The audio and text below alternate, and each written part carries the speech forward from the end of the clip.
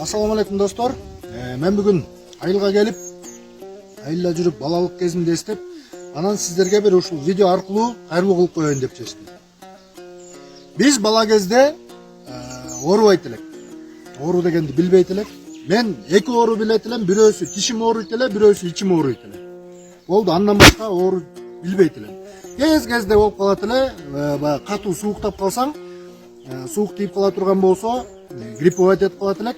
Бирок ал ооруга дагы эч кандай дары колдонбостон, ашып барса койдун майы сүлкөлүп, компресс жасайт эле ата-энебиз. Анан ошонун себептери эмне деп ойлосом, биз бала кезде алма, өрүк дегенди жерден терип алып эле жейт элек. Эч кандай жуубайт элек, тазалабайт элек. Ашып барса, мындай кийимге бир сүрүп коет элек, болду. Башка эч нерсе кылбайт элек. Анан кийинки бир себеби, биз бала кезде мына мондай чөптөрдү, могул чөптүн аты балдыркан. Ар кимде ар кандай айтат, билбейм сиздерде кандай айтат, бизде балдыркан деп айтат. Анан мондай чөп бар. Бул чөптүн аты дагы ар ким ар кандай айтат. Бирөөсү уйгак дейт, бирөөсү ат кулак дейт. Орусчасы лапух дейт.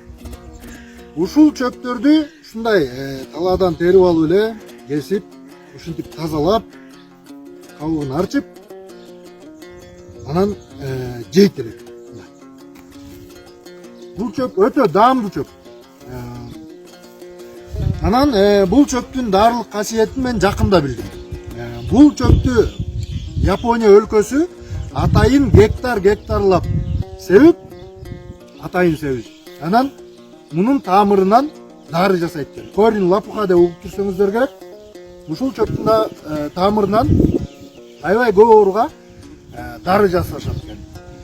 Анан мен эмне айтайын дедим. Азыркы балдарыбыз биздин кенедей бир шамал болуп калса, ошого туруштук бере албай ооруп калат. Балдарыбыз оору замат, биз эмне кылабыз? Чуркап барып антибиотик алып келебиз дагы, балдарга антибиотик беребиз.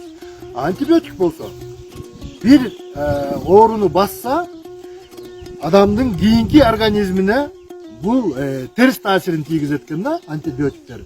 Ошол себептерден урматтуу мекендештер, балдарга колдон келсе антибиотик бербестен, ушундай элдик медицина менен, могу чөп дарылар менен дарылаганга аракеттениңиздер.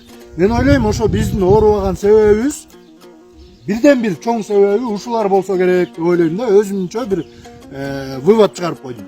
Урматтуу мекендештер, оору суркоодон алыс болуңуздар. Ар дайым ден соолугуңар чың болуп жүрсүн. Урматтуу мекендештер, ушул элдик медицинаны, чөп дарыларды көбүрөөк колдонуңуздар.